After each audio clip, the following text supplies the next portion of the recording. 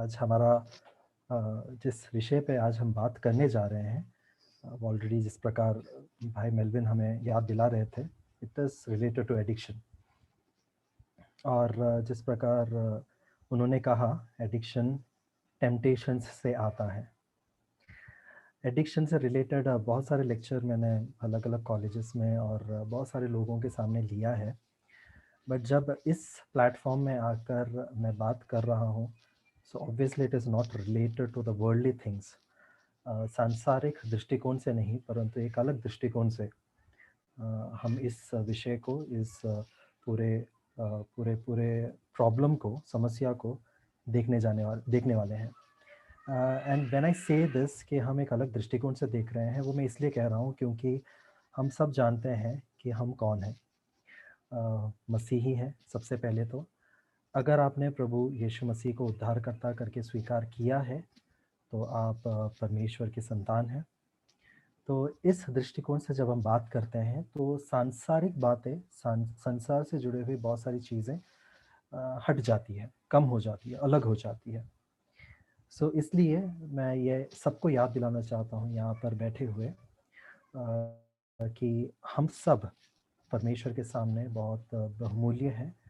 और इसलिए आज जब हम एक एडिक्शन से रिलेटेड बातें सुनेंगे, तो अक्सर आपको ऐसे लग सकता है कि क्या ये मेरे लिए है या नहीं, क्योंकि ना मैं शराब पीता हूँ, शायद मैं कोई इत्यादि ड्रग्स नहीं लेता हूँ, तो क्या एडिक्शन मेरे लिए है? बट सच मानिए, ये हो सकता है आपके लिए हो, या हो सकता है आपके लिए ना भी हो, परंतु जो भी है, प्रभु हमारी सहायता और मदद करेगा कि आने वाले समय में जितना भी हम सुनेंगे, वो प्रभु की तरफ से हो। एक एडिक्शन में जाने से पहले मैं एक पीपीटी आपके साथ शेयर करना चाहता हूँ।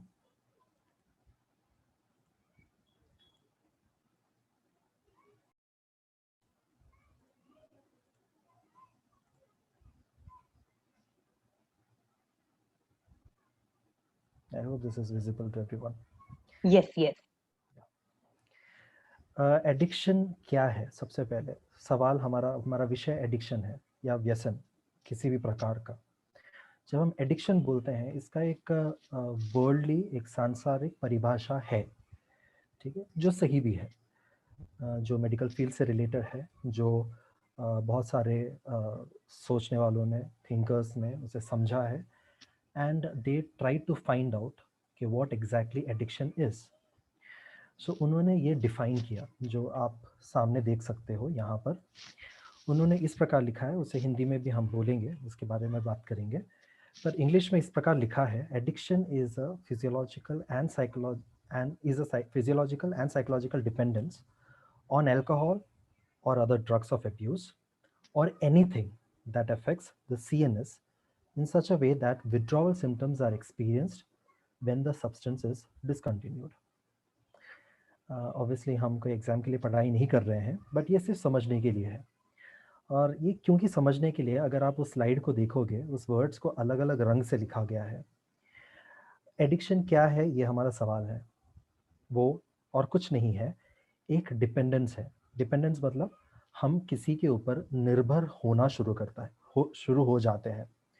और निर्भर हम किस तरीके से होते हैं, वो उस लाल रंग में लिखा है। या तो हम शारीरिक तौर पे होते हैं, या मानसिक तौर पे हो जाते हैं। मैंने सबसे पहले आपसे कहा था कि आपको ऐसा लग सकता है कि क्या एडिक्शन का ये टॉपिक मेरे लिए है या नहीं। सुनने वालों की बात कर रहा हूँ मैं। तो मैं तो ड्रग्स नहीं लेता, मैं तो कोई शराब नहीं पीता, इत्यादि नहीं लेता, तो क्या ये मेरे लिए है?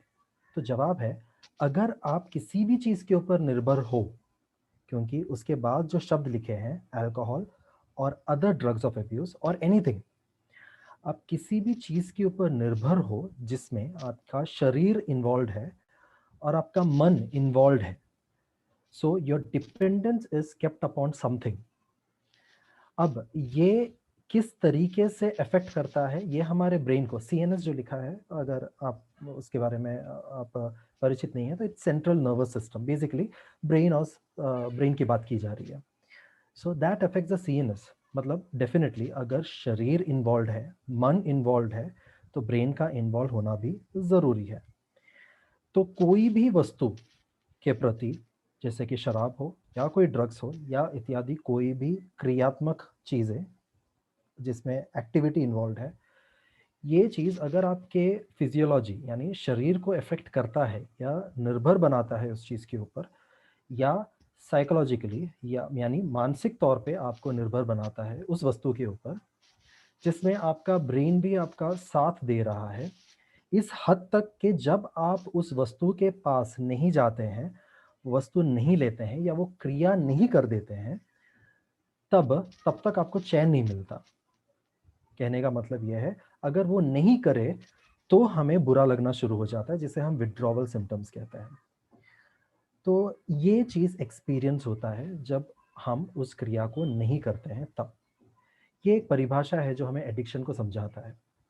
और अगर हम इसे ध्यान से और धीरे से समझ कर देखें और हमारे ज़िंदगी को जांचें, हो सकता है, मैं ये नहीं कह रहा हूँ कि आप में से सबको होगा ही, पर हो सकता है आपकी ज़िंदगी में कुछ ऐसी चीज़ें हो, शायद अल्कोहल ना हो, शायद शराब ना हो, शायद ड्रग्स में गांजा, हेरोइन, एलएसडी, हशीश, अफीम, ये सारी चीज़ें छोड़कर ये सब चीज़ें नहीं होंगी, क्योंकि हो सकता है आप इन सारी चीज़ों में ना हो, या हो भी सकता है हो, मैं नहीं जानता। तो यहाँ पर अल्कोहल और ड्रग्स को छोड़ के कुछ ऐसी चीज़ें हो सकती है आपकी ज़िंदगी में, अगर आप ढंग से उस ज़रा सोच कर देखो, जो फिजियोलॉजिकली शारीरिक तौर पे आपको अफेक्ट करता है, साइकोलॉजी या मनोवैज्ञानिक तौर पे आपको निर्भर बनाता है उस पर्टिकुलर चीज़ के ऊपर। मतलब उसके अलावा आप किसी और चीज़ को एक सहारा या आधार नहीं मान सकते, जिसको आपने छोड़ने के लिए बहुत ट्राई भी किया है, पर ट्राई करने के बावजूद भी कुछ ज़्यादा अच्छा हुआ नहीं। तो ये होता है एडिक्शन। जब हम ऐसे इसका विश्लेषण करते हैं, when we analyse it like this, obviously हमें पता चलता है कि हमारे शरीर में, हमारे ज़िंदगी में ऐसी कुछ-कुछ चीज़ें हैं, जिसके बारे में हम कह सकते हैं कि हम एडिक्टेड हैं। तो क्या एडिक्शन सही है, गलत है? जब हम ये सवाल पूछते हैं, एक मिक्स आंसर हमें मिल सकता है। एक तो ये कि हाँ, हो सकता है सही है कुछ चीज़ों में, जैसे कि अगर मान लीजिए आपको पढ़ने का एडिक्शन है, तो ये तो अच्छी बात है ना कि आप दिन भर बैठ के पढ़ाई करते हो, मतलब आपके अच्छे मार्क्स आते हैं और आपके आपको नॉलेज अच्छा मिल रहा है एक्सेट्रा, पढ़ने का एडिक्शन। तो अगर हम दुनिया की बहुत सारी चीज़ें या सारी चीज़ों को 2 भाग में डिवाइड कर दें, अच्छा एडिक्शन और बुरा एडिक्शन, तो क्या हम कह सकते हैं कि क्या ये सारी चीज़ें अच्छी है, क्या ये सारी चीज़ें बुरी है? देखो, एडिक्शन जो जब हम कहते हैं, इस परिभाषा के हिसाब से सारे ही एडिक्शन खराब होते हैं। You should not be addicted to anything, because that is actually affecting your daily routine life. यानी आप अगर किसी भी चीज़ के ऊपर निर्भर हो जाते हो, तो वो आपके लिए सही नहीं है। आपके शारीरिक स्वास्थ्य के लिए भी सही नहीं है, आपके मानसिक स्वास्थ्य के लिए भी सही नहीं है। जैसे मैं 2 उदाहरण देना चाहता हूँ। सुबह उठने के बाद चाय पीने की आदत। I am addicted to drinking tea और कॉफ़ी इन द मॉर्निंग। मैं बस एग्ज़ाम्पल दे रहा हूँ। दूसरी बात, कई लोगों को ये आदत होती है, ये एक तरीका होता है कि खाना परोसने के बाद उसके ऊपर नमक डालते हैं। एक और उदाहरण दे सकता हूँ साइकोलॉजिकल पॉइंट ऑफ व्यू से, कई लोगों को बेमतलब सॉरी या थैंक यू बोलने का आदत होता है। They are addicted to say that, addicted to addicted to speak it out, thank you or sorry. When we say addiction, as according to the definition, अगर आप वो नहीं करते हो तो आपको withdrawal symptoms हो सकते हैं, आपको बुरा लग सकता है। कहने का मतलब यह है, अगर आपका शरीर, अगर आपका मन निर्भर है किसी भी चीज़ के ऊपर ऑब्वियसली आप उस चीज को वो वैल्यू नहीं देते हो जो वैल्यू उसका होना चाहिए, पहला। दूसरा ये कि जब विड्रॉवल सिम्टम्स आ जाता है, हम किसी भी तरीके से वो चीज कंप्लीट करना चाहते हैं जो हमारे एडिक्शन के अंदर नोटेड है।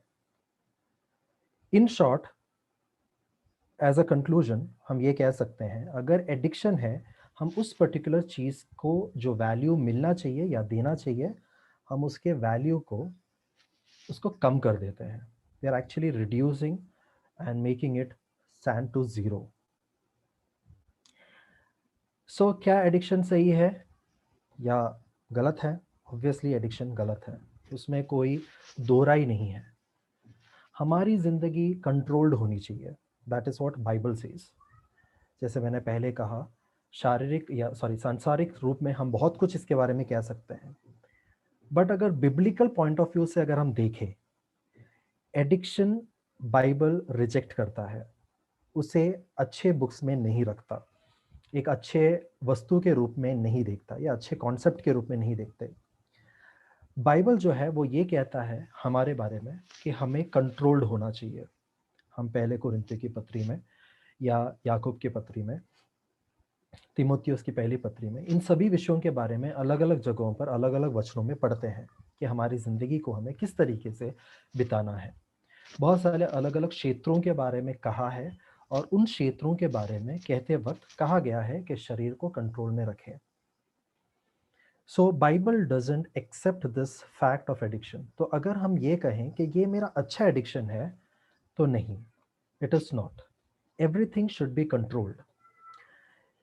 अगर आप बोलोगे क्यों, अगर आप पूछोगे क्यों ऐसा है, संसार में परमेश्वर ने जब संसार बनाया और आज तक का ये जो डेवलपमेंट है वर्ल्ड में, ये सब कुछ परमेश्वर के देखरेख में हुआ है, ऐसे हम समझते हैं, under the sovereign guidance of Lord our God.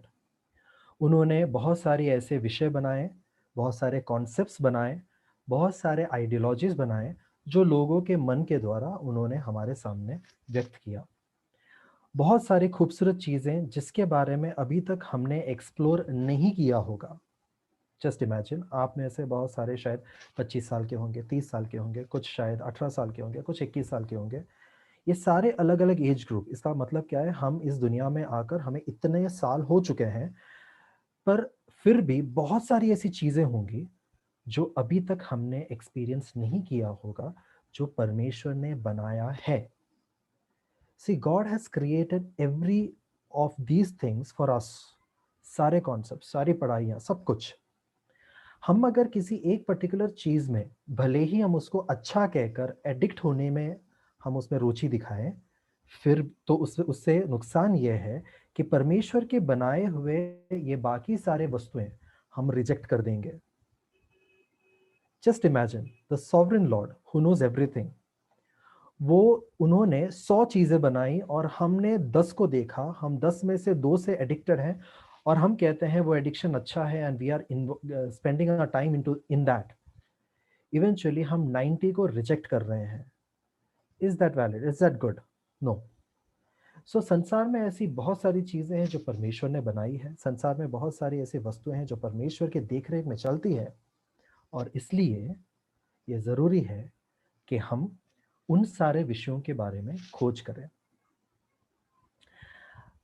तो इस के रिलेटेड मैं आपको बड़ा ही एक क्रिश्चियन एग्जाम्पल देना चाहता हूँ।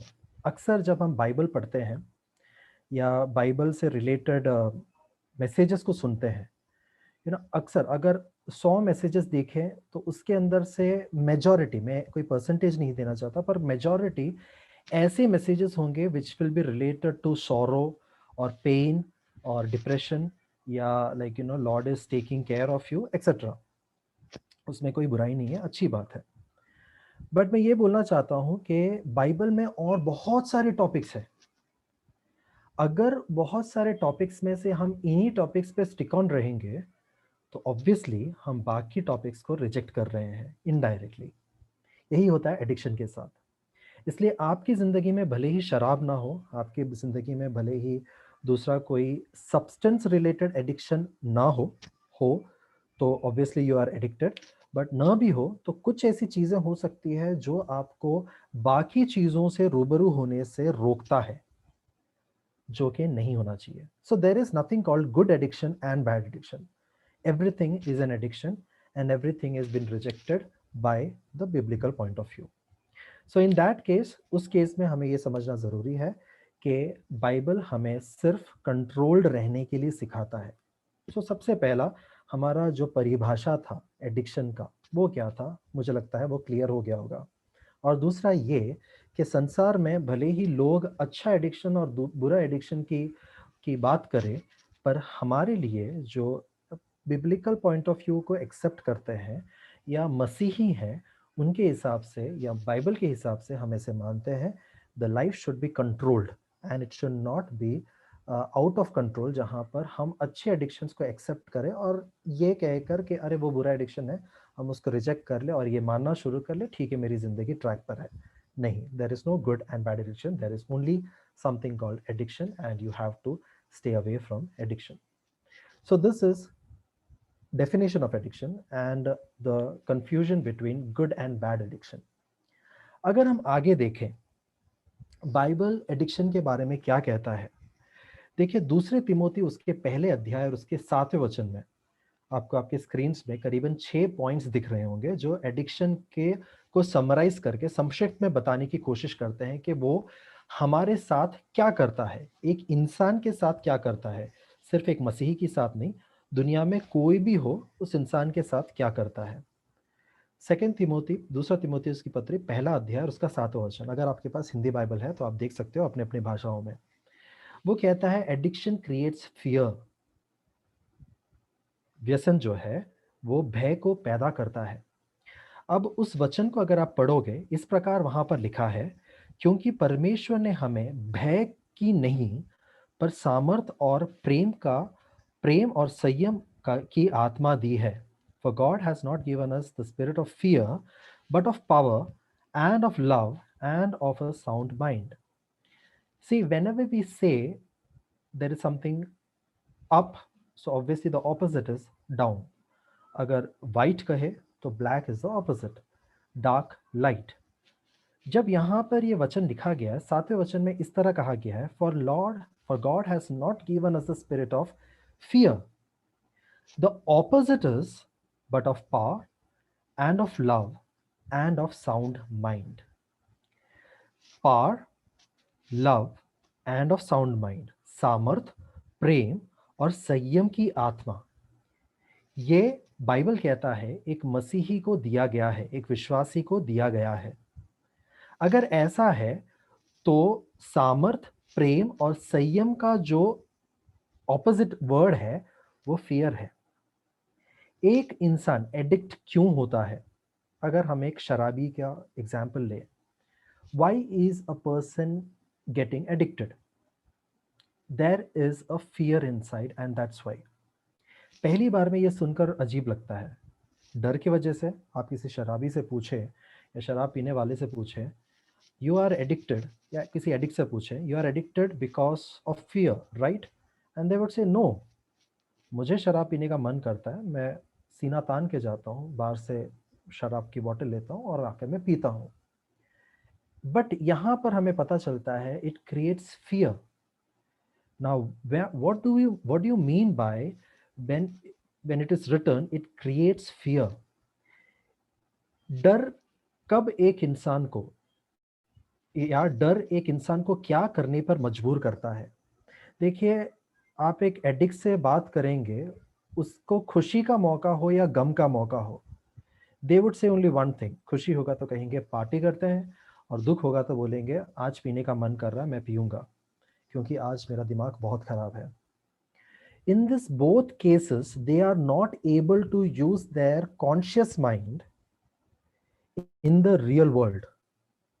रियल वर्ल्ड के इमोशंस के साथ डील करने के लिए एक इंसान जो एडिक्ट है उसे अल्कोहल का सहारा लग रहा है। मैं एक दूसरा उदाहरण देना चाहता हूँ। आपके साथ ये सिचुएशन हुआ होगा, आप जब टीनेज में होंगे, जब आप 12 से 18 साल की उम्र में होंगे, अक्सर हमें लोगों से मिलना जुलना नहीं पसंद होता है। This is a normal feeling that a teenager has. घर पे जब गेस्ट आ जाते हैं, अक्सर टीनेजर्स जो करते हैं वो ये होता है कि हेलो हाई करके वो अपने रूम में चले जाते हैं। Why is that? Because they are not comfortable talking to a guest. और वो क्यों है? वो इसलिए है क्योंकि वो रियल वर्ल्ड को वो फेस करना तभी सीख रहे हैं, वो सीखे नहीं है। They are in a bridging period, childhood से एडल्टहुड के बीच का ब्रिजिंग पीरियड है एडोलेसेंस। तो वो ब्रिज करने की कोशिश कर रहे हैं, तो दे बस सीख रहे हैं वो। तो अक्सर हमारे साथ क्या होता है कि हम बात नहीं करते हैं, हम हमारे दुनिया में रहना चाहते हैं, हम उस रियल वर्ल्ड को फेस नहीं करना चाहते। एक अल्कोहलिक के साथ भी वही सिचुएशन होता है। He is not ready to face the world with the real emotion in the real world. उसे हर सिचुएशन के लिए अल्कोहल या ड्रग या वो पर्टिकुलर सिचुएशन या वो पर्टिकुलर एक्टिविटी की जरूरत होती है जिससे वो एडिक्ट है। मतलब उसे अपने आप को एक्सप्रेस करने के लिए एक पर्टिकुलर कॉन्सेप्ट की जरूरत होता है जो है addiction. And if he doesn't have that, there would be some lacunae, कुछ तो खालीपन होगा जो वो कवर नहीं कर पाएंगे। और वो साइकोलॉजिकल एम्प्टीनेस जो वो फील करते हैं वो डर को पैदा करता है। द कोर और the unit of that emptiness is fear, and that is what is created if you don't have the spirit of power, love and sound mind, जो हम सेकेंड तिमोथी फर्स्ट चैप्टर और वर्सेस 7 में देखते हैं। एक इंसान के अंदर जब वो एडिक्टेड होता है, उसके अंदर वो भय होता है। अगर आप क्रॉनिक अल्कोहलिक्स को देखोगे और उनके क्रेविंग को देखोगे, तलब को देखोगे, जिस तरीके से वो तलब होता है उनको, वो देखोगे जब उनको शराब नहीं मिलता। आप अगर एक सेंसिटिव इंसान हो तो आपके आंखों में आंसू आ सकता है, because it's a pathetic condition. शायद आपने नहीं देखा हो, मैंने बहुत सारे लोगों को देखा है जो इस तरीके से तड़पते हैं और बहुत बुरे सिचुएशन में होते हैं। It's a fear. वो लोग ऐसे कहते हैं, मुझे पिला दो वरना मैं मर जाऊंगा। Addiction creates fear. हमने यूनिट में वो जो साइकोलॉजिकल एम्प्टीनेस की बात कर रहा था मैं, उसके यूनिट फॉर्म में हमने फियर देखा, एक्सट्रीम स्टेज में हमने फियर देखा। Addiction creates fear. जब हम दूसरे वर्ड्स में आते हैं, एफिशिएंस चैप्टर 5 वर्सेस 15, वहां पर हम इस प्रकार पढ़ते हैं, इसलिए ध्यान से देखो कि कैसे चाल चलते हो, निर्बुद्धियों की न्याय नहीं पर बुद्धिमानों की न्याय चलो। Addiction leads you to unwise walk. See then that you walk wisely, not as fools, uh, but as wise, but as a wise. Ephesians chapter 5 verses 15. Alcohol, अगर आपने किसी एडिक्ट से बातें किया है जो अपने होशो हवास में बात कर रहा है, ठीक है, मैं उन लोगों की बात नहीं कर रहा हूँ जो शराब या इत्यादि के इन्फ्लुएंस में तब भी हैं, नहीं, उन लोगों की बात नहीं। ऐसा नहीं कोई पी के बैठा है और आप उनसे बात कर रहे हो और वो कुछ बेवकूफ़ी से भरी हुई बातें कर रहे हो और आपको हंसी आ रहा हो, नहीं। अगर आप एक नॉर्मल एडिक्ट से बात करो जो अपने होशो हवास में है, तभी जब आप उससे बात कर रहे हो, still you will see that they are not speaking with their senses. I'm talking about chronic alcoholics, chronic drug addicts, etc. उनका सोच बदलना शुरू होता है। ये मैं अपने से बना के नहीं कहता। अगर आपको इसके बारे में थोड़ा सा रिसर्च करना है, आप कर सकते हो, गूगल में आप सर्च कर सकते हो, एडिक्शन के वजह से होने वाली शारीरिक तकलीफें, the physiological problems created due to alcohol addiction, and you will find कि आपको लिस्ट मिलेगा। और इसके बाद भी आपको थोड़ा सा और सर्च करना है तो आप ये देख सकते हो, साइकोलॉजिकल प्रॉब्लम्स या psychiatric disorders caused by alcohol, आपको उसमें भी लिस्ट मिलेगा। मतलब अगर आप इमेजिन कर सकते हो तो मैं चाहता हूं आप इमेजिन करें, शराब पीने से साइकियाट्रिक डिसऑर्डर हो रहा है। साइकियाट्रिक डिसऑर्डर मतलब पागलपन, अगर हम साफ शब्दों में, समझने वाले शब्दों में कहें, या हम इस प्रकार कह सकते हैं, मानसिक बीमारियां हो सकती है। Addiction leads you to unwise walk. वो आपको ऐसे रास्ते पर लेकर जाता है जहां पर आप आपके सेंसेस में नहीं होते, आप आपके बुद्धि के अनुसार काम नहीं करते, आप अपने बुद्धि को खराब करने के एक राह पर निकल चुके हो because of addiction. So am I only talking about alcohol or am I only talking about drugs? No, any kind of addiction. ये किसी भी प्रकार का एडिक्शन हो सकता है जो एक इंसान को एक अलग रास्ते पर लेकर जाता है और हमारे ब्रेन के वायर्स को उस हिसाब से ट्यून कर सकता है जहां पर हमारी सभी बातें उसी एडिक्शन से रिलेटेड हो. एक उदाहरण देना चाहता हूं साइकोलॉजिकल पॉइंट ऑफ व्यू से. मान लीजिए आप एक बिजनेसमैन से मिलते हो. एक व्यवसाय करने वाला, एक धंधा करने वाला पुरुष जो हमेशा उसके बिजनेस में डूबा हुआ है. देखिए, अगर आप उनके साथ मजाक भी करेंगे ना, या वो अगर कोई मुहावरा या कहावत भी कहेंगे, उन कहावतों में उनके पैसे से जुड़ा हुआ जो बातें हैं वो झलकेगी. क्यों ऐसे? क्योंकि वो दिन भर एक ही विषय के बारे में सोचते रहते हैं. That is leading them not to think appropriately. शायद जब उस वक्त वो मजाक कर रहे हैं तभी पूरे होशो आवाज में होंगे, उनका दिमाग बड़ा शार्प होगा, अच्छा होगा. But actually it is not leading you to an unwise walk. वो एक सही तरीका नहीं है. इट इज नॉट रिटर्न एक गलत, it's not written wrong walk, it's not written एक बुराई से immoral walk. No, it's not written like that. एक हम क्या बोलते हैं, एक बुरा रास्ता ऐसा नहीं बताया गया है, परंतु एक ऐसा रास्ता बताया गया जहां बेवकूफियां हो सकती है. So addiction can lead to, even if it is that is caused because of some substance, कोई पर्टिकुलर सब्सटेंस की वजह से हो रहा हो जैसे अल्कोहल या कोई ड्रग, या कोई साइकोलॉजिकल एक्टिविटी की वजह से हो रहा हो जिसके अंदर एक इंसान एडिक्टेड है. वो चीज की वजह से होने पर, वो चीज होने पर, वो एडिक्शन होने पर हमारा चाल चलन, हमारा कामकाज, हमारा तौर तरीका, हमारा डीलिंग्स जो है वो अनवाइज हो सकता है, इम्बैलेंस हो सकता है, और कंट्रोल्ड नहीं होने की वजह से बेवकूफियां यानी फुलिशनेस उसके अंदर दिखाई दे सकता है. Second point. Now we are coming to the third point. 1 Corinthians chapter 10 verses 13. Addiction have no potential of its own. ये एक वायरस की तरह है. पता है, वायरस हवा में नहीं रह सकता. कोरोना का वायरस हम जब जानते हैं, बहुत ज़्यादा अभी हम सब इससे रूबरू हैं, सब पूरा दुनिया जानता है इसके बारे में. अगर आपने इसके बारे में पढ़ा होगा तो आपको ये भी मालूम होगा कि कोरोना का वायरस जो है किसी सरफेस के ऊपर 7 से 8 घंटा रह सकता है. दूसरे कुछ माइक्रो ऑर्गेनिजम्स कुछ चंद मिनट रह सकते हैं, कुछ माइक्रो ऑर्गेनिजम्स दूसरे बीमारी के चंद सेकंड ही रह पाते हैं किसी सरफेस के ऊपर.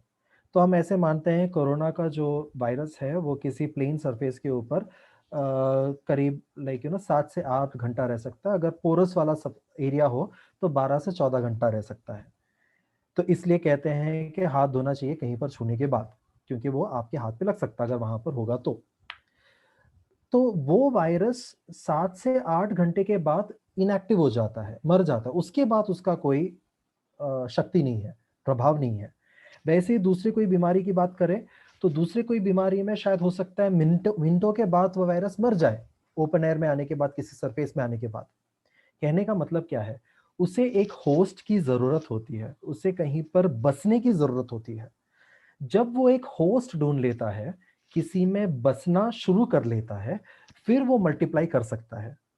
जैसे अभी हम कोरोना वायरस की बात करें, वो एक इंसानी शरीर में पनपना शुरू होता है, फिर वो मल्टीप्लाई करना शुरू कर देता है.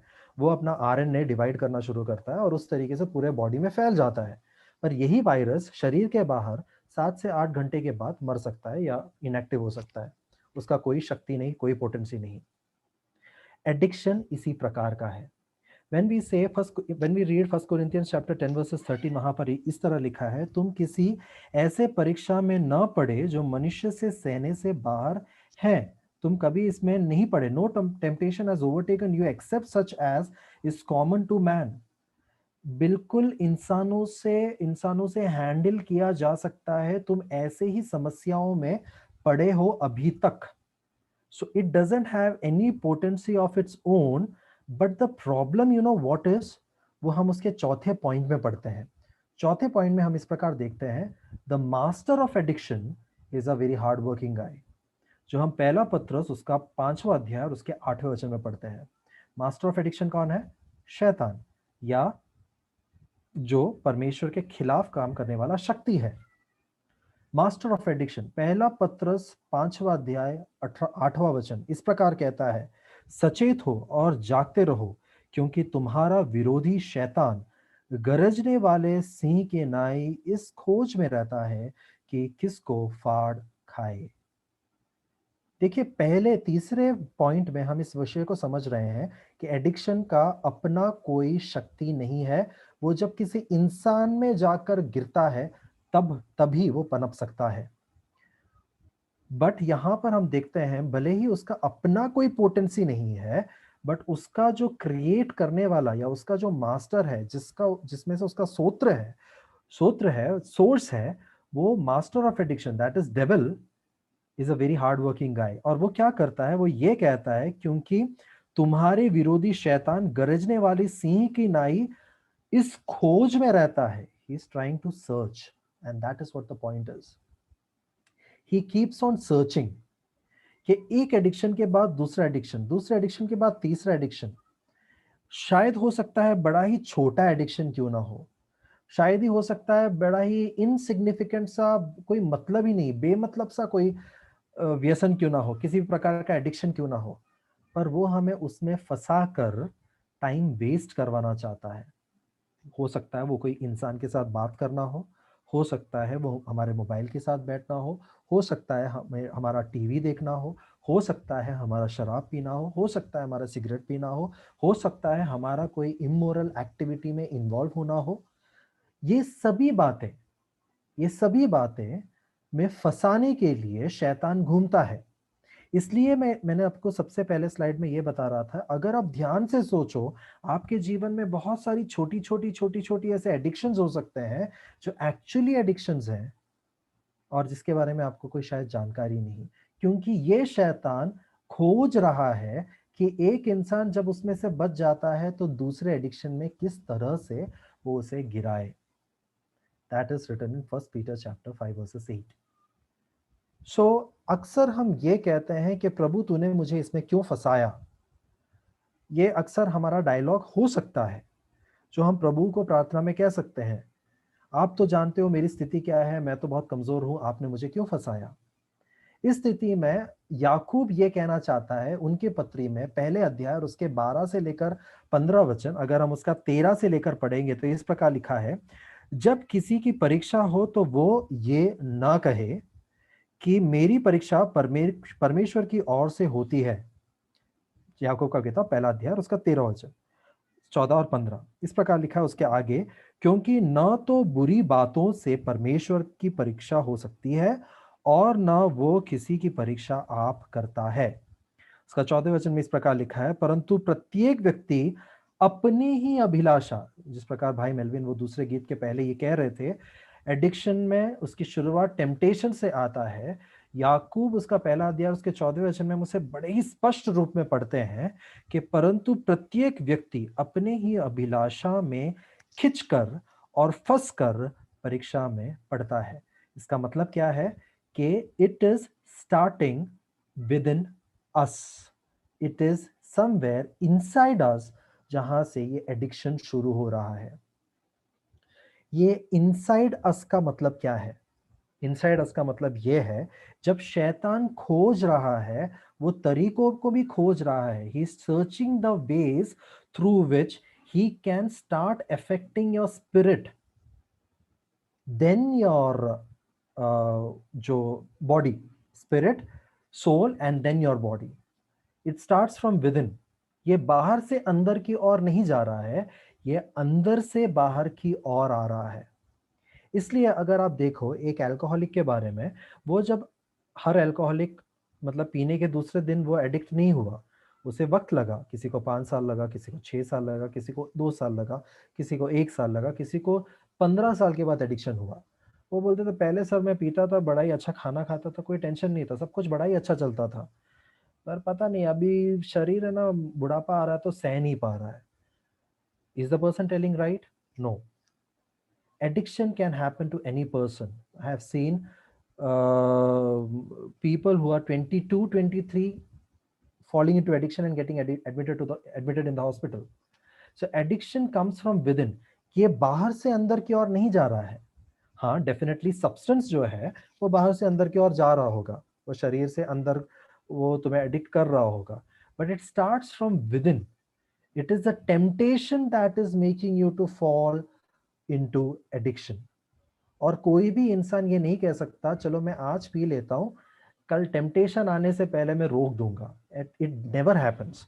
ये बाइबल नहीं कहता, सिर्फ बाइबल नहीं कहता, वर्ल्ड हेल्थ ऑर्गेनाइजेशन इस बात का पुष्टिकरण करता है। It confirms it and it says that कि एडिक्शन में हर इंसान के अंदर एक एक्स फैक्टर होता है। वो फैक्टर क्या है किसी को नहीं पता, पर एक्स फैक्टर होता है। जैसे अगर मैं कहूँ मेरा नाम जोबिन है, तो अगर जोबिन शराब पीता है तो हो सकता है मेरा एक्स फैक्टर के हिसाब से मैं 2 साल के बाद एडिक्ट हूँ। अगर मेल्विन किसी सब्सटेंस में इन्वॉल्व है तो हो सकता है वो शायद 5 साल के बाद उसमें एडिक्ट हो जाए। शायद मेरे सामने सोफी का नाम है, अगर सोफी किसी एडिक्शन में है तो हो सकता है उनका एक्स फैक्टर 6 महीने में उनको एडिक्ट बना दे। तो हम नहीं जानते कि कौन किस प्रकार से एडिक्ट हो सकता है, ये हमारे हाथों में नहीं है। So when we say addiction, it comes from within. It starts with a temptation. And that's the reason we are not able to control the withdrawal symptoms. हम एक बार वो नहीं करते हैं तो हमें बुरा लगना शुरू हो जाता है, अरे क्यों नहीं किया मैंने। So I want to do that. I want to do. I want to see that. I want to live in that moment. I want to get into that. I want to drink that. I want to feel that. I want to move according to it. तो ये सारी जो चीजें हैं ये अंदर से शुरू होती है, ये याकूब कहता है। और वो कहते हैं जब ये ऐसा होता है, ध्यान रखो ये परमेश्वर की ओर से नहीं है। So don't go and tell him कि भाई प्रभु तूने मेरे साथ ऐसे क्यों किया, क्योंकि ये जो है according to the Bible verse which says in verses 14, but each one is tempted when he is drawn away by his own desires and enticed। और उसका 15 वचन में जब हम आते हैं इस प्रकार लिखा है, फिर अभिलाषा गर्भवती होकर पाप को जनती है, और पाप जब बढ़ जाता है तो मृत्यु को उत्पन्न करता है। कहने का मतलब क्या है, द एंड स्टेजेस डेथ। तो ये जो पूरा प्रोसेस हो रहा है, जो टेम्पटेशन डिजायर से शुरू हुआ है, फिर वो एंटाइजिंग हो रहा है, उस अभिलाषा में हम गिर रहे हैं, वो गर्भवती हो रही है, पाप को जन रही है, और उसके बाद पाप बड़ा भी हो रहा है। ये पूरा प्रोसेस काफी साल लग सकता है, but eventually this starts from inside. ये अंदर से हो रहा है। इसका मतलब है you as a person is sole responsible for this particular addiction you are involved in, no one else। Sadly but it is true। हम किसी और को ब्लेम नहीं कर सकते। मैंने बहुत सारे लोगों को ये सुना कहते हुए सुना है कि वो मुझे छोड़कर चली गई इसलिए मेरा पीना बढ़ गया।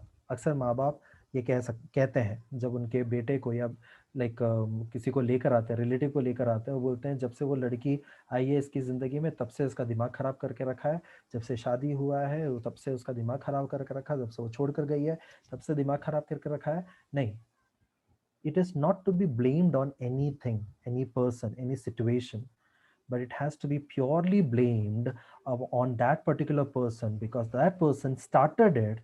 now that person's body needs it। वो temptation, वो desire, वो enticing चल रहा है, पर वो इंसान रोक नहीं पा रहा है। वुमन एम्पावरमेंट बहुत बड़ा एक ये है, पता है, कॉन्सेप्ट है हमारे देश में, पूरे दुनिया में। It's a very good thing, woman should empower themselves. But woman empowerment के नाम पे जब एक स्त्री ये कहती है कि मैं जो चाहिए कर सकती हूँ, और वो जो चाहिए करने वो कर सकती हूँ वाले कॉन्सेप्ट के अंदर शराब, सिगरेट और इन सारे इत्यादि चीज़ों को डालती है, तो बाइबल इसे मना करती है कि नहीं करती है उसे हम साइड में रख देते हैं थोड़ी देर के लिए। World Health Organization itself says कि if you do all these kind of things, you are going to deteriorate your health। So ये सिर्फ एक बिब्लिकल पॉइंट ऑफ व्यू से नहीं है, परंतु एक health related point of view से है कि अगर आप इन सारी चीज़ों में फंसने की कोशिश करोगे, भले ही आप किसी भी एक्सक्यूज को क्यों ना दे, eventually the only person that has to be blamed is you and you alone and no one else. मतलब we the person who is going to involve in that addiction. इसलिए पहला यूहन्ना उसका दूसरा अध्याय और उसके 16वें वचन में, फर्स्ट जॉन चैप्टर 2 वर्सेस 16 में हम ये पढ़ते हैं कि ये सारी विषय जिसके बारे में भी हम पढ़ रहे हैं, दिस इज कंप्लीटली वर्ल्डली। ये दुनिया और सांसारिक बातें हैं, संसार से जुड़ा हुआ बातें हैं। मैं अच्छे या बुरे के स्केल में रखकर इसे नहीं कह रहा हूं, बट मैं इसे ये बताने की कोशिश कर रहा हूं, ये आत्मिक नहीं है, ये सांसारिक है। So if it is worldly, it will have its worldly characteristics, and that is what is happening over here. आप संसार के किसी भी कॉन्सेप्ट को लेकर देखिए, उस कॉन्सेप्ट का एक ट्रायल एंड एरर मेथड हमेशा उसके पीछे रहता है, एक कॉज और इफेक्ट हमेशा उसके पीछे रहता है।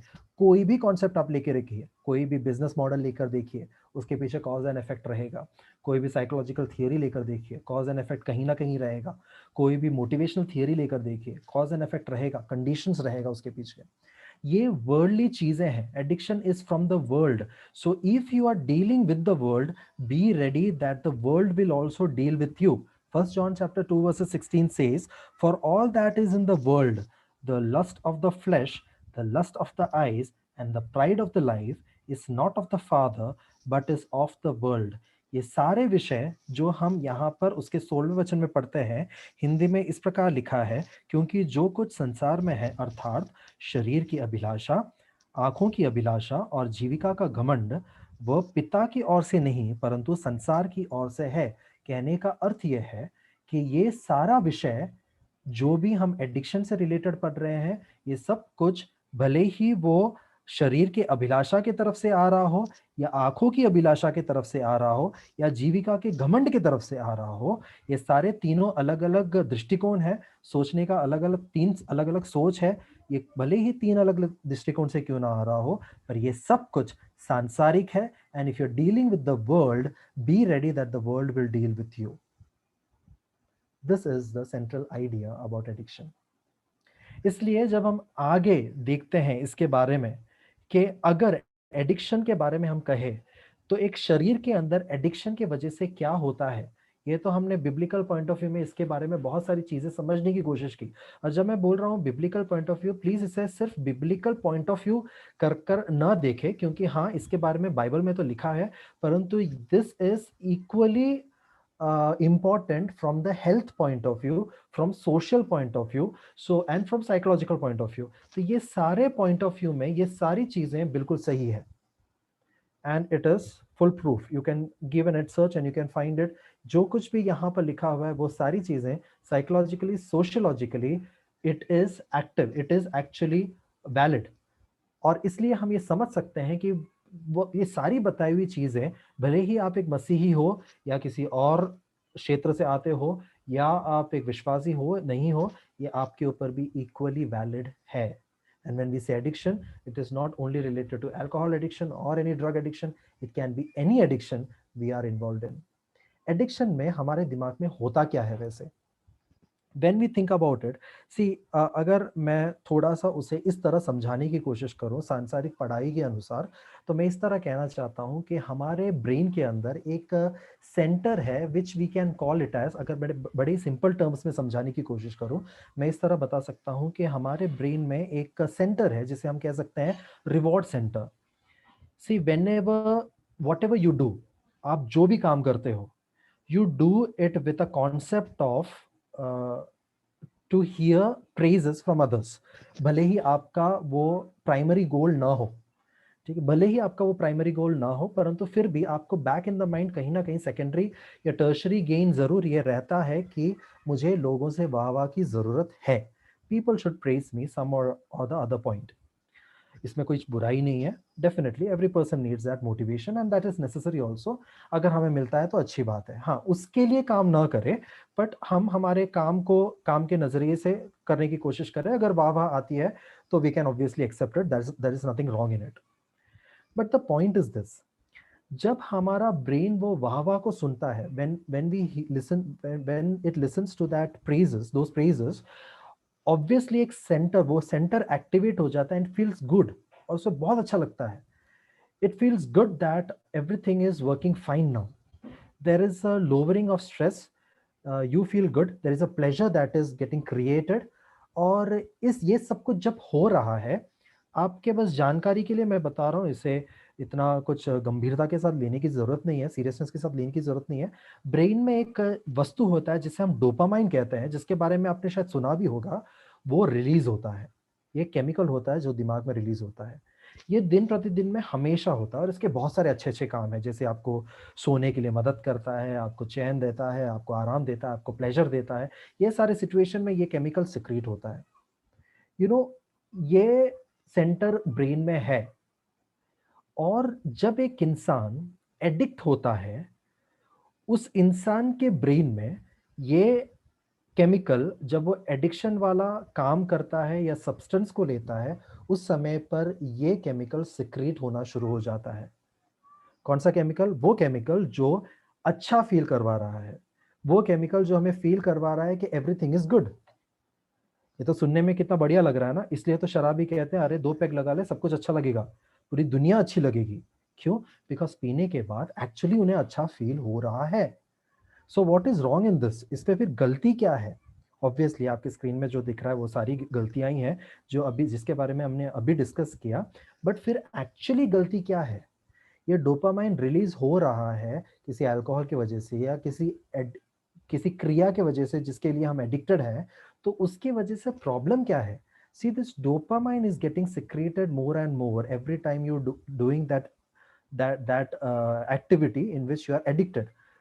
वो डोपामाइन रिलीज हो रहा है हर बार, वो केमिकल रिलीज हो रहा है हर बार जब आप उस एडिक्शन वाले हरकत को करते हो, कोई भी हरकत हो पर वो करते हो।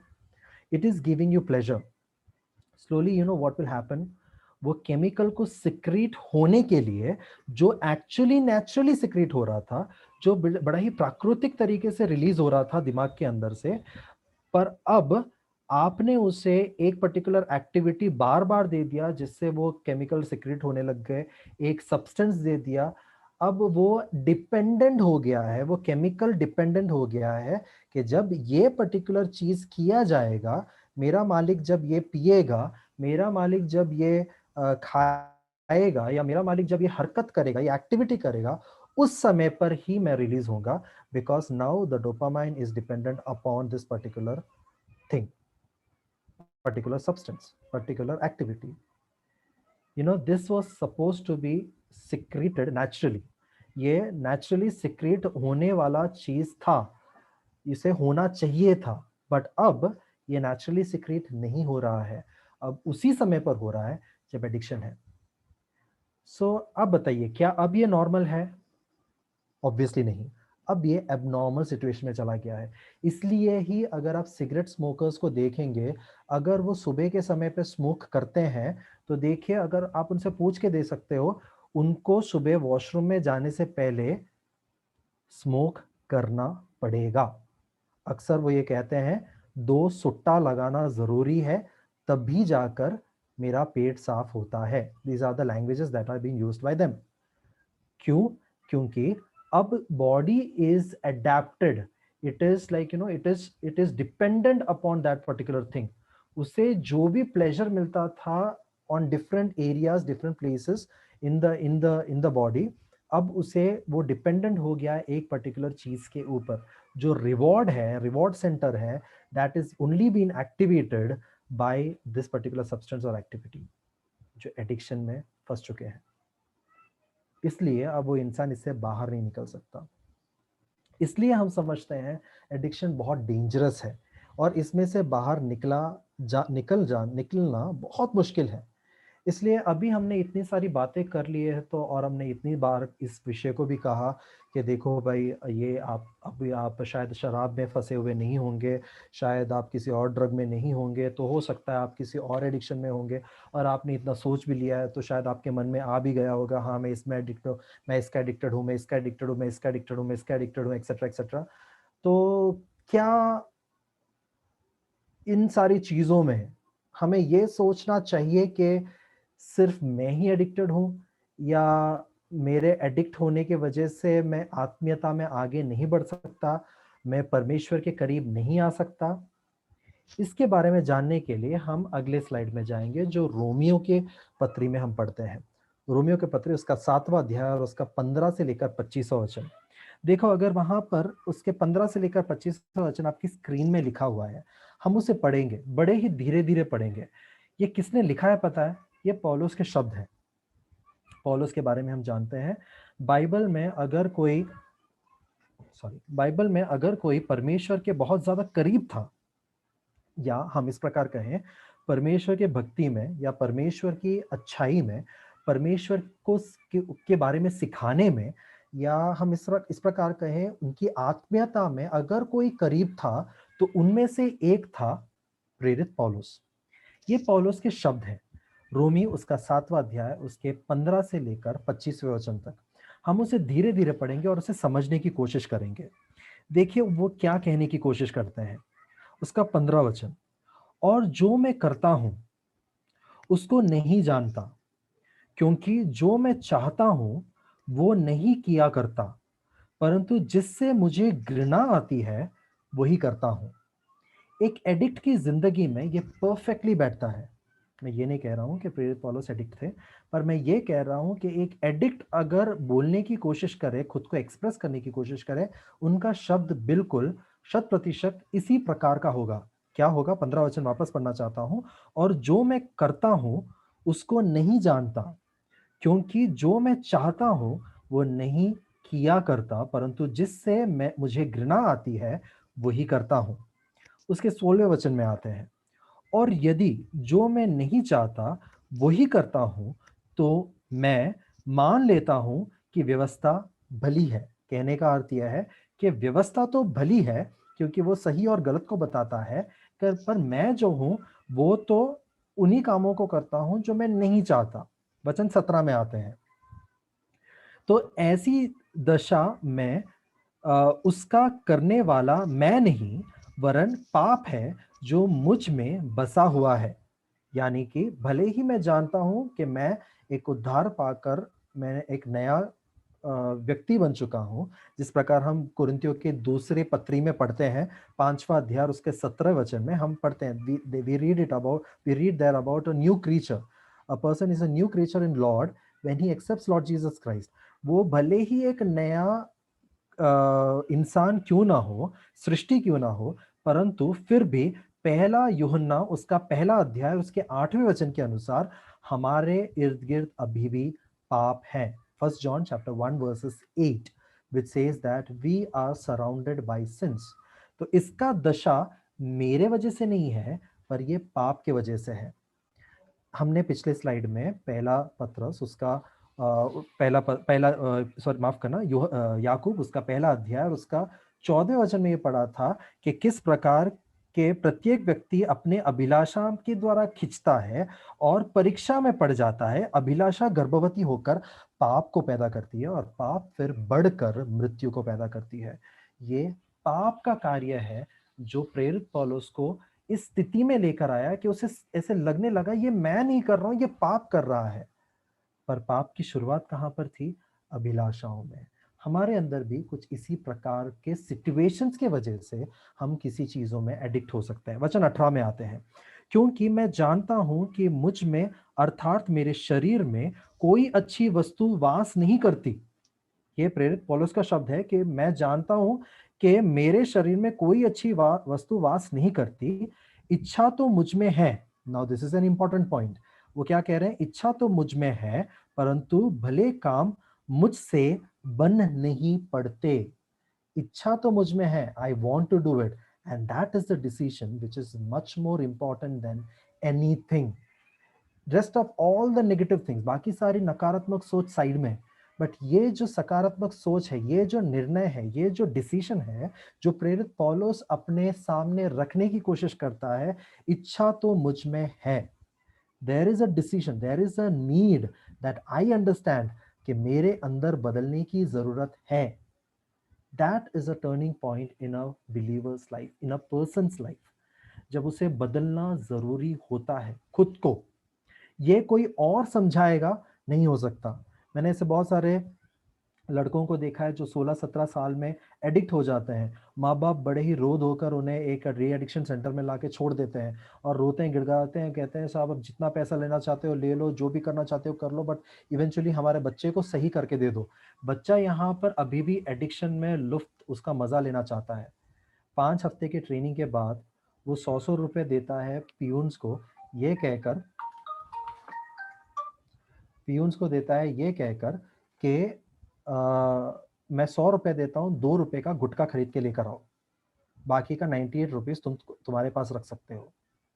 तो ये जो सिचुएशन है जहां पर एक इंसान खुद होकर रेडी नहीं होता, that is a situation where the actual downfall is existing.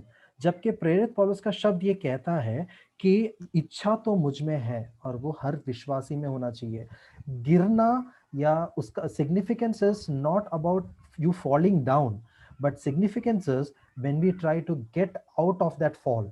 गिरने के बारे में सोचने से ज्यादा उसमें से उभर के बाहर आने के बारे में सोचना बहुत ज्यादा जरूरी है।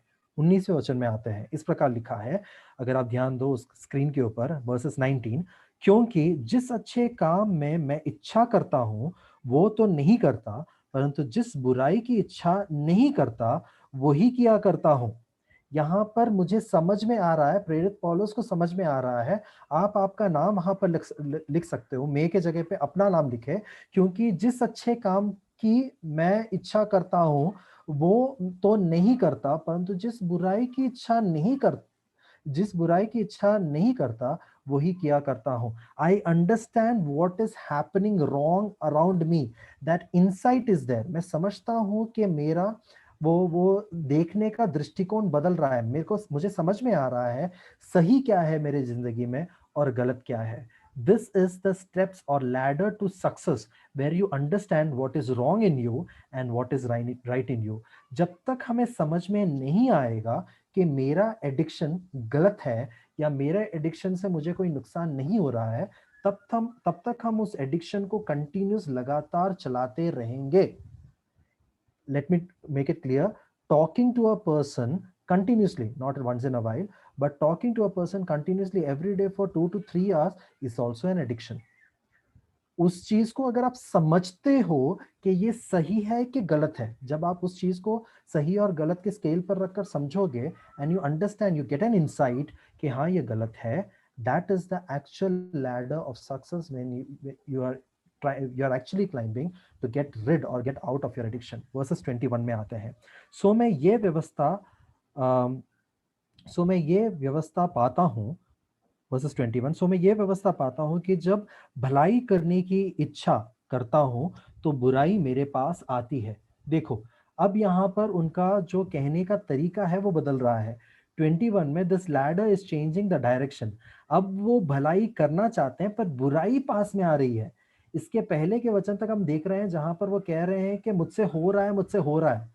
Once you start climbing the ladder to success or ladder to getting out of that sinful nature, definitely हमारा दृष्टिकोण बदल जाता है और हमें समझ में आता है it is not actually me, I am inside it, but it is actually the sin which is coming around me. वो मेरे आजू बाजू में खड़े हैं, इट हैज एनसर्कल मी। अब वो मेरे आजू बाजू में खड़े हैं और वो मुझे गिराने की कोशिश कर रहे हैं। वचन 22 और 23 और उसका 24, क्योंकि मैं भीतरी मनुष्यत्व से तो परमेश्वर की व्यवस्था से बहुत प्रसन्न रहता हूँ। माई इनसाइड इज ऑलवेज हैप्पी। इसलिए शायद आप भी इस विषय को अनुभव करते होंगे, हे प्रभु मैं ये करना तो चाहता नहीं हूं पर मैं फंस जाता हूँ, हे प्रभु मुझसे क्यों होता है, कल से मैं ये नहीं करूंगा, आगे से मैं ये नहीं करूंगा, अंदर से तो मैं बहुत अच्छा इंसान हूं। That is what is versus 22 saying, but versus 23 says, परंतु मुझे अपने अंगों में दूसरे प्रकार की व्यवस्था दिखाई पड़ती है।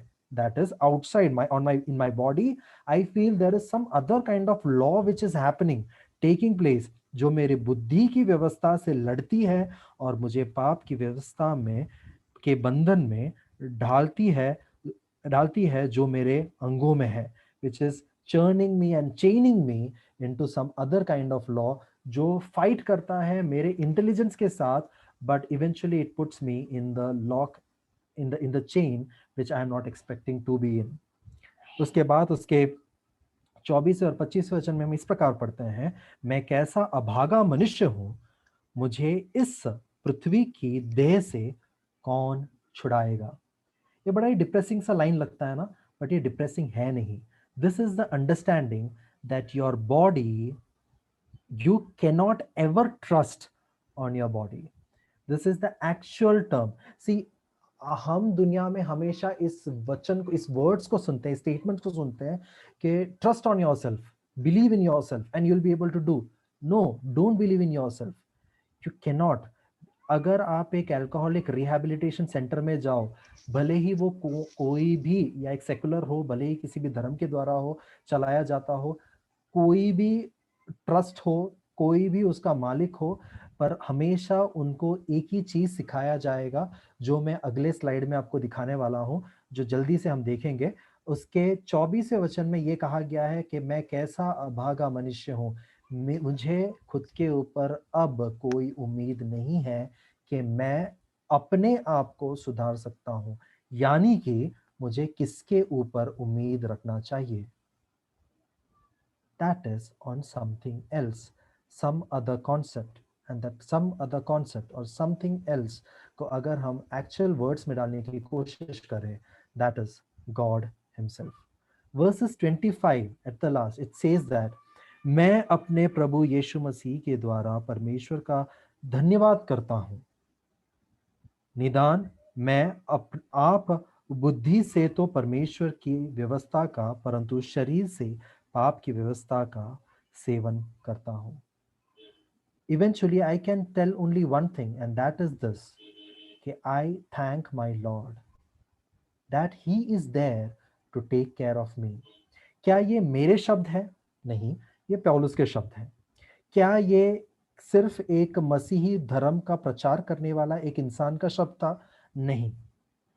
अगर हम दुनियादारी के लेवल में आए तो ये 12 स्टेप्स हैं, जो आप कोई भी रिहैब सेंटर में जाओगे जहां पर एडिक्शन के साथ डील किया जाता है, इन 12 स्टेप्स को आप वहां पर देखोगे लिखा हुआ। हर वहां पर एक बोर्ड का होना जरूरी है, और बोर्ड में ये लिखा हुआ रहता है, ये सारे विषय अगर आप ध्यान से पढ़ोगे तो वहां पर ये लिखा हुआ रहता है। और ये हर सुबह, every morning, these people who are addicts, जब वो अपने रिहैबिलिटेशन में होते हैं, जब उसमें से बाहर निकलने के लिए जब वो वहां पर 5-6 हफ्ता, 2-3 महीना रहते हैं, तो हर सुबह उनका ये प्रार्थना, ये 12 प्रार्थना, 12 सेंटेंसेस वो कहते हैं, और उसके बाद वो अपना ब्रेकफास्ट लेने के लिए जाते हैं, ग्रुप में इकट्ठा करते हैं, और उनसे ये बुलवाया जाता है।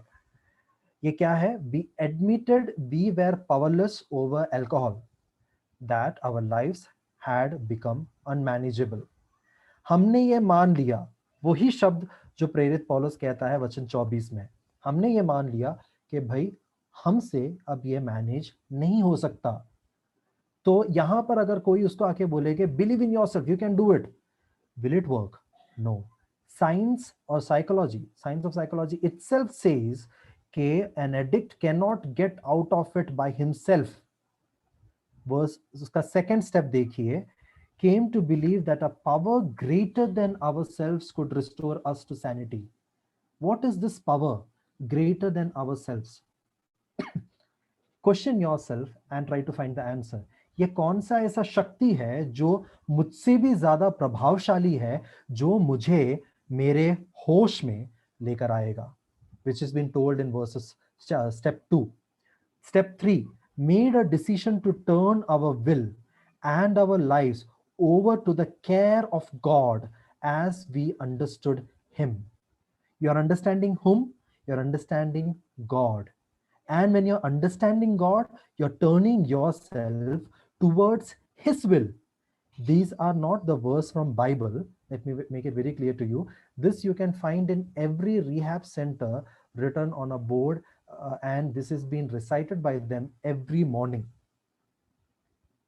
यानी कहने का मतलब यह है, जब तुम शक्तिशाली हो, जब तुम्हारा दबदबा है इस संसार में, जब तुम्हारा पोजीशन है इस संसार में, 4 लोग तुम्हारी वाहवाह करने के लिए है, और तुम होशो हवास में हो, शायद तुम्हें परमेश्वर की जरूरत ना हो। परंतु जब एक इंसान अभागा हो जाता है और इस कंडीशन में पहुंच जाता है, उसे परमेश्वर की जरूरत जरूर पड़ती है। 5वें स्टेप्स में आएंगे। अगर आप रीड करोगे तो आपको मिल जाएगा, इंटरनेट में भी आपको मिल जाएगा, 12 steps of alcohol anonymous groups, 12 steps to alcohol rehabilitation, आप बस डालकर देखिए आपको ये मिल जाएगा। 5वां वचन ये कहता है, 5वां स्टेप ये कहता है, admitted to God, to our self and to another human being the exact nature of our wrongs. हम गलतियों को मानते हैं, किसके तरफ? परमेश्वर की तरफ, हमारे तरफ और दूसरों के तरफ, जिसके भी प्रति हमने गलतियों को किया है। ये सब कुछ यही बताता है कि इंसान जो है वो अभागा है। ये सब कुछ यही बताता है इंसान जो है वो खुद के ऊपर निर्भर नहीं हो सकता। इसलिए ही वर्ल्ड हेल्थ ऑर्गेनाइजेशन के बारे में जब मैंने आपको कहा था और ये कहा था कि वो लोग एक्स फैक्टर की बात कर रहे हैं, वो सबके अंदर अलग है, अलग अलग है। मैं ये नहीं कह सकता कि मैं चलो आज 30 ml पीता हूँ, कल 90 पीऊंगा और फिर मैं 30 ml में वापस आ सकता हूँ। I may not be able to tell that because even I don't know how my body will respond to 30 and then 90, probably 120, then 750, then उसके बाद जितना जितना आगे बढ़ता है वो। So basically speaking, we aren't aware about, we have no surety about our own self। और मुझे लगता है कि 2020 2021 के बाद हम इस विषय को बहुत अच्छे रूप में समझ चुके होंगे। भाई हमारा खुद के ऊपर का सामर्थ्य जो है वो भी ना के बराबर है। And literally as it is said in Psalms, हम जिस प्रकार Psalms 103 में पढ़ते हैं, हम एक घास के समान है जो सुबह उग कर निकलता है और शाम को मुरझा जाता है। हम खुद के सामर्थ्य के ऊपर कभी भी किसी भी प्रकार से उसके ऊपर हम घमंड नहीं कर सकते। बिकॉज घमंड करना अकॉर्डिंग टू जेम्स चैप्टर जो हमने पढ़ा, James chapter 1 versus 13 to 15, sorry 1 John chapter 2 versus 16, हमने वहां पर यह पढ़ा, क्योंकि जो कुछ संसार में है अर्थात शरीर की अभिलाषा, आंखों की अभिलाषा और जीविका की घमंड, ये सब कुछ पिता की ओर से नहीं परंतु संसार की ओर से है। So obviously if we are sure about ourself and we are believing on ourself, we are having that pride of our life, that is जीविका का घमंड हम में है, और ये संसार की ओर से है, ये परमेश्वर की ओर से नहीं है। संसार की ओर से है तो संसार के साथ हमें संसार की तरह डील करना पड़ेगा और संसार भी हमारे साथ उसी तरीके से डील करेगा। पर अगर हम परमेश्वर की ओर से हैं, परमेश्वर के दृष्टिकोण से हम डीलिंग करते हैं, तो वो बिल्कुल अलग हो जाता है। जिस प्रकार यहाँ पर आपने देखा होगा ना, यहाँ पर उसके जो 5वें वर्स में लिखा है, चैप्टर स्टेप 5 में लिखा है, admitted to God, to our self and to another human being. पता है ये कहाँ पर देखा गया है? बाइबल में हम उड़ाऊ पुत्र के संबंध में देखते हैं, द प्रोडिगल सन। वो जब परमेश्वर के पास आता है और ये कहता है कि परमेश्वर के पास आता है और ये कहता है, सॉरी माफ करना, पिता के पास आता है और ये कहता है कि हे पिता, मैंने परमेश्वर के खिलाफ पाप किया है और तुम्हारे खिलाफ पाप किया है। So this is the dealing, what happens when we deal with Lord। यहाँ पर हमें समझ में आता है कि शक्ति मेरे पास नहीं, शक्ति परमेश्वर के पास है। यही दुनिया सिखाती है तब, कब? जब हम निहत्थे हो जाते हैं, अभागा हो जाते हैं तब। जब तक हमारे अंदर सामर्थ्य है, जब तक हमारे अंदर शक्ति है, दुनिया कभी भी ये नहीं सिखाएगी कि परमेश्वर के ऊपर निर्भर हो। हमेशा यही सिखाएगी कि खुद के ऊपर भरोसा करो।